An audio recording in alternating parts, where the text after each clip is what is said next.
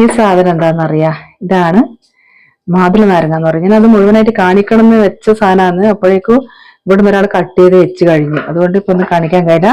മാതള നാരങ്ങ എന്ന് പറയുമ്പോൾ നാരങ്ങ കറി, കല്യാണത്തിലൊക്കെ നാരങ്ങ കറിയാക്കുന്ന മാതള നാരങ്ങ എന്നാ പറയാ. അപ്പൊ നിങ്ങളെ നാട്ടിൽ എന്താ അതിന്റെ പേര് പറയുന്നത് നിങ്ങൾ എന്റെ കമന്റ് ബോക്സിൽ കമന്റ് അറിയിക്കുക. നമ്മൾ മാതള നാരങ്ങ എന്ന് പറയുമ്പോൾ പഴുത്തതാണ്, തോലൊക്കെ ചെത്തിയിട്ട് കട്ട് ചെയ്ത് വെച്ചാൽ. ചിലതിന് തോല് ചെത്തേണ്ട ആവശ്യമില്ല, കാരണം ചിലത് കഴിക്കൂല. പക്ഷെ ഇത് എന്റെ ഫ്രണ്ടിന്റെ പണിയാട്ടോ ഇത് മുറിച്ച് വെച്ചത്. ഓള് ഇത് എടുത്ത് ആദ്യം കട്ട് ചെയ്ത് വെച്ച് കളഞ്ഞു, അതുകൊണ്ട് എനിക്ക് കാണിക്കാൻ പറ്റിയില്ല തൊലെല്ലാം ചെത്തിയിട്ട്. അപ്പൊ നമുക്കിത് റെഡിയാക്കേണ്ട വിധം ഞാൻ കാണിച്ചു തരാം. പിന്നെ പുളി എടുത്ത് വെച്ചിട്ടുണ്ട് ഇവിടെ. പുളിയാണ് വേണ്ടത്. പുളി ഇടയുണ്ട്, പച്ചമുളക് ഇഞ്ചി അരിയുന്നുണ്ട്. അപ്പൊ ഇത് നമുക്ക് ആദ്യം പുളിവെള്ളം പച്ചമുളക് ഇഞ്ചിയൊക്കെ ആയിട്ട് അടുപ്പ് കത്തിക്കുക. അടുപ്പ് കത്തിച്ചിട്ട് അതിൻ്റെ അകത്ത് വേവിക്കാൻ വെക്കാം. അപ്പൊ പുളിവെള്ളം ഞാൻ നമ്മൾ ഈ നാരക കണക്കായ പുളിവെള്ളം ഞാൻ ഇവിടെ എടുത്ത് വെച്ചിട്ടുണ്ട്.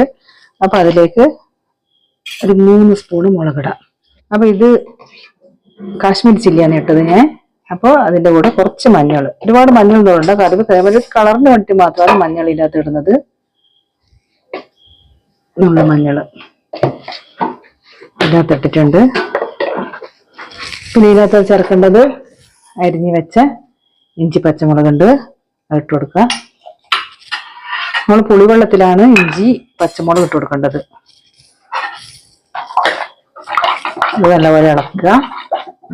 അപ്പൊ ഞാൻ ഈ പുളിയിൽ ഉപ്പിട്ട് പിഴിഞ്ഞതാണ്. അപ്പൊ ഉപ്പ് ഇനി ഇട്ട് കൊടുക്കണ്ട, നമുക്ക് നാരങ്ങയൊക്കെ ഇട്ട് ഏകദേശം വെന്തതിന് ശേഷം ഉപ്പ് കോരെങ്കിലും ഇട്ട് കൊടുക്കാം. ഇത് ഉപ്പിട്ടിട്ട് പിഴിഞ്ഞ പുളിവെള്ളമാണ്. അപ്പൊ അത് ഇനി നോക്കിയിട്ടിട്ടാൽ മതി. അപ്പൊ ഇത് തിളക്കുന്ന വരെ വെയിറ്റ് ചെയ്യാം. അപ്പൊ നമുക്ക് അടച്ചു വെക്കാം. അപ്പൊ നമുക്കിത് തുറന്നു നോക്കാം. തിളച്ചിട്ടുണ്ടാവും, കുറച്ച് സമയം തിളക്കുന്നു. അപ്പൊ നമുക്കിത് വേണ്ട, കുറച്ചൊരു കൊഴുപ്പ് പോലെ വരും കണ്ട, കുറച്ചൊരു വറ്റിയൊരു കൊഴുപ്പ് പോലെ വരുന്ന സമയത്ത് നമുക്ക് ഈ നാരങ്ങ ഇതിനകത്തേക്ക് ഇട്ട് കൊടുക്കാം.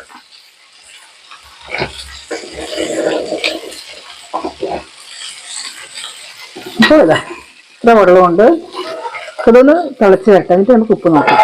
ഒന്ന് തുറന്ന് നോക്കാം. ഏകദേശം ഇത് വെന്തിട്ടുണ്ടാവും. ഉപ്പ് കുറച്ച് നോക്കാം. ഉപ്പ് കുറവാന്ന് പറയുന്നത്, അപ്പോൾ കുറച്ച് ഉപ്പിട്ട് കൊടുക്കാം. വെല്ലം വെന്തിട്ടുണ്ടാവുമെന്ന് വിചാരിക്കുന്നു. അപ്പൊ നമുക്ക് ഒരാണി വെല്ലം നമുക്ക് ഇതിനകത്ത് ഇട്ട് കൊടുക്കാം. മതിയായിരിക്കുന്നു വിചാരിക്കുന്നു, കാരണം അത്രപ്പാടൊന്നും ഇല്ലാതുകൊണ്ട് ഈ ഒരാണി കൊണ്ട് മധുരം കിട്ടുമെന്ന് വിചാരിക്കുന്നു. അപ്പൊ അതൊന്ന് അരിഞ്ഞു തീരുന്നത് വരെ നമുക്ക് വെയിറ്റ് ചെയ്യാം. ഒന്ന് അടച്ചു വെക്കാം. സാധാരണ ഇതൊക്കെ ഇത് തണിഞ്ഞാല മുന്നൊക്കെ ഇടല്, പക്ഷെ നമുക്കിത് ഉരുകിയിട്ട് ഇതിന്റെ ഒരു പച്ചച്ചവ മാറണം. അതുകൊണ്ടാണ് നമ്മള് ഇതിന് മുന്നേ ഇടുന്നത്. മുമ്പേയൊക്കെ നമ്മളങ്ങനെ വെന്തതിന് ശേഷമാണ് ഇതെല്ലാം ചിരണ്ടി ഇടലാണ്. പക്ഷെ ഇപ്പൊ നമുക്കത് ഉരുകി വന്ന് അങ്ങനെ കുറെ നാൾ കേടുകൂടാണ്ട് വെക്കും. അപ്പൊ അത് നമുക്ക് അടച്ചു വെച്ചിട്ട് നോക്കാം. അപ്പൊ നമുക്കിത് നോക്കാം, സെറ്റായിട്ടുണ്ടാവും. എന്താ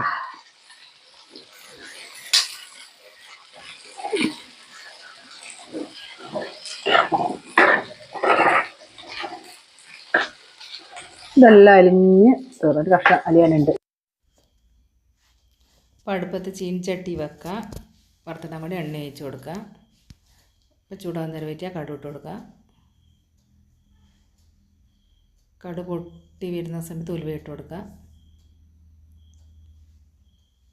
അതിന് ശേഷം നമുക്ക് ഇതിൻ്റെ അകത്ത് കായ്മുളക് ഇട്ട് കൊടുക്കുക, കറിവേപ്പിലയും ഇട്ട് കൊടുക്കുക. നല്ലപോലെ ഇളക്കുക, മൂപ്പിക്കുക.